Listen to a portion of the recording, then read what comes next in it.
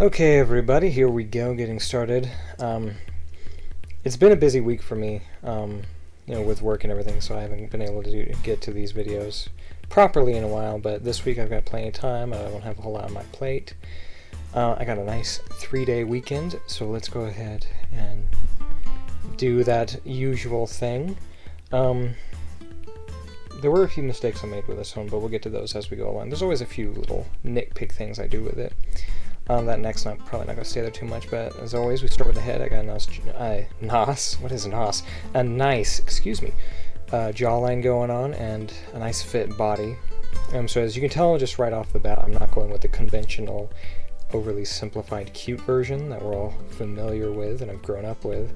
I will be going with a more adult, sort of mature figure. Well, I don't know about super mature, but a more realistic, more detailed sort of concept. I'm going kind of, you'll see what I'm talking about, but I'm going for more like a modern superhero vibe in a sense, or at least a more detailed kind of hero looking uniform as just opposed to what they normally wear. Because if you look at the Powerpuff Girls and you look at what they wear and the art that people do, it's really just like a dress with stockings and simple dress shoes. It's really nothing spectacular. It's what little girls would wear, because that's the idea of what they're supposed to be. It's just they just so happen to have superpowers.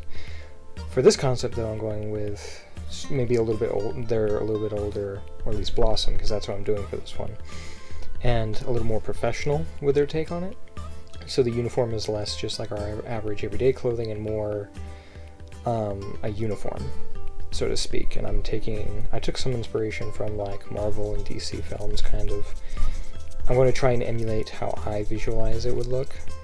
And so we're kind of getting back to the superhero theme when I started these videos, because if you remember back, I did Wonder Woman, I did Spider-Man, I think Spider-Man was the first one, I did Iron Man, and going with the pattern I've been doing lately of redrawing classic cartoon characters, or at least ones I've grown up with or I'm fond of, we're kind of getting the best of both worlds with that one. And we're getting the eyes going in there. You can see I'm doing a little bit more realistic. Of course, with the rest of it, because it wouldn't make sense to draw them like really like hyper-realistic bodies with regular proportions, and then just creepy little perfectly round cartoon eyes that take up a third of their face. As funny as that would be, and I might as well have done that, because, like I said, it didn't come out the way I wanted. Her face, probably because of what I do here, comes out a little rounder than I wanted it to, and because it looks fine here, you'll see in a minute, it looks fine, right? Kind of looks like an owl, actually. It looks fine here, but then when I'm done, I'm just like, wow, she has a really fat face, and there's nothing wrong with it. There are like thin people with like weirdly round faces and things like that, so it's not that bad. And she also looks like aggressively, well, I don't know about aggressively, but she looks really Asian, probably because of how I did the eyes and kind of how the nose came out.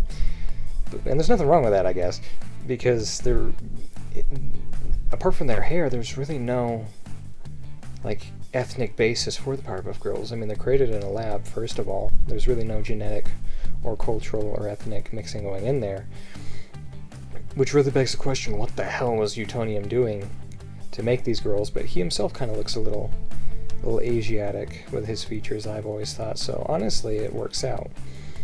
Her looking a little Asian, if that can justify it for anyone. I mean, it doesn't really matter, but that was an observation I made. And it's not that she looks Asian that I'm upset with, it's just how round her face is. Because, everything looks fine until you see the face. I'm just like, why is it so round? It didn't look like that when I was drawing, but now I'm done, it is. And you'll see what I'm talking about at the end. I know I said I was going to address that at the end, but just with the flow of conversation, spoiler alert, I guess. I'm adding the eyelashes now. And eyelashes are a super easy thing for me to do, mostly because I do them all the time. But it really emphasizes how easy they are, because, with these Let's Draws, I don't use what I call dolls, which are just these pre-made forms I have, these bases, and I just kind of alter them slightly, depending on what I'm drawing. And if you look at my DeviantArt, or my portfolio or anything, you'll notice, oh geez, yeah, a lot of his art does look exactly the same. He has a very set style, and for doing things, his videos, he does everything from scratch, so these look a little too uniform to do that, and it's because I have a base of varying sizes and dimensions, and angles, and I just kind of mix and match the pieces for whatever I need, and sometimes it works, or usually it works, sometimes it doesn't, but normally I have a pretty good system going on here. It was kind of hard to do the pose for her here, because I wanted something that looks like she's just kind of floating, but halfway through I was like, oh, it kind of looks like she's trying to do a ballet pose, which isn't wrong, there's nothing wrong with that, but I was like, that's not really what I want. But it looks fine at the end, I guess. There was a lot of things with this going into it, or not going into it, but by the end I was not happy with. And I'm noticing that more and more. I'm becoming more fickle. The more of these I do, the less happy I am with them, because I'm noticing, like, wow, this changed greatly from what I had in my head. Of course, the image I have in my head is very vague. It's more of a concept, and then I don't do too many like sketches or anything beforehand. I just kind of go gung-ho. And from what you see here, you get a really good idea of where it's going. That being said, as far as like the body type, minus how her face comes out looking, and the uniform and how everything comes out, I'm happy with that. And the pose is just like the energy I got from it in the face. Mostly the face. The face just really did not come out how I imagined it. I'm satisfied with how everything else came out. It's just the face, and I was unsure about the pose I was doing. Because, you know, with Blossom, she's the responsible one, she's the I guess you could perceive her as the leader. I don't know if that's like a canon thing, but it's just, you're led to believe, oh, she's the mature one, she's the level-headed one, she must be the one in charge of the three. So, yeah, I wanted to go with something that was simple, that was elegant, but not, like, super flashy, you know what I'm saying? And ultimately, that's what I got. And you can see I'm really getting crazy with some of the details here, because instead of just having, like, regular tights, or, like, stockings or something underneath, I'm going with sort of like a legging, like a padded kind of legging sort of situation here. And I don't get like too crazy with it, but you know, there are those details and those little bits in there. And with the shoes, instead of just being simple shoes, I kind of make them more like boots or greaves to an extent. There'll be a lot of color coding in. I actually give them sleeves in this, which you'll see in kind of like a glove situation going on.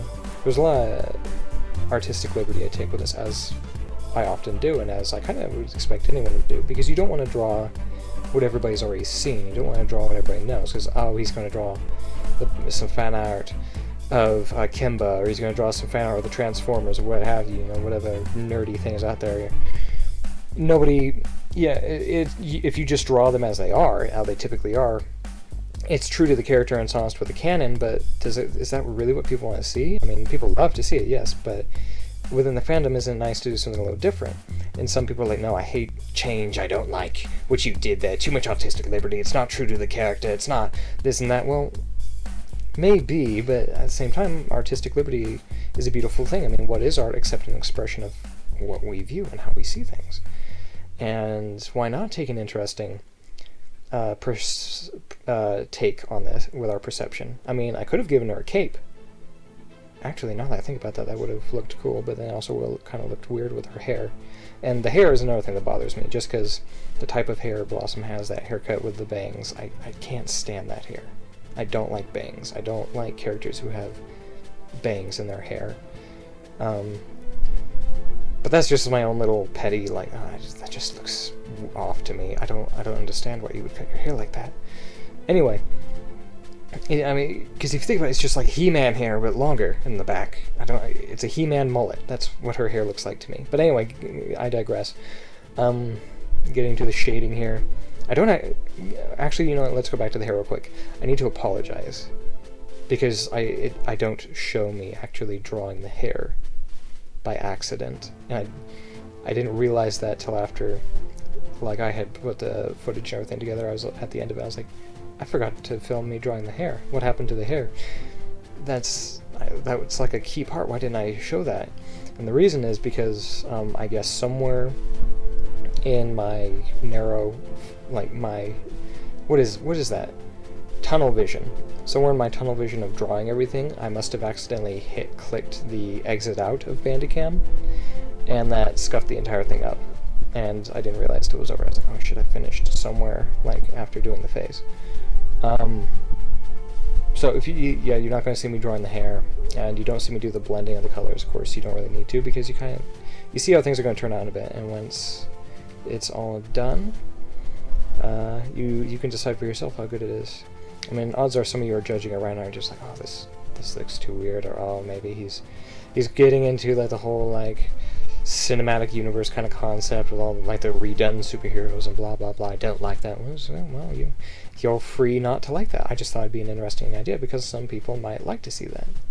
Because I mean, I don't look at Powerpuff Girls very often. I didn't really watch it as a kid, but I was aware of it, and I thought, well, from what art I do see, I don't see a whole lot of like hyper-realistic superhero-looking art from them, so I thought I'll do it. So if I'm the first, cool. If I'm not, oh well. And you're going to see the end result here in a sec, and there it is. I guess if you like it, you like it. If you don't, either way, let me know. Let me hear your opinions. I'm glad to hear it. And I will see you on the next one, where I do either Bubbles or Buttercup. I haven't decided yet.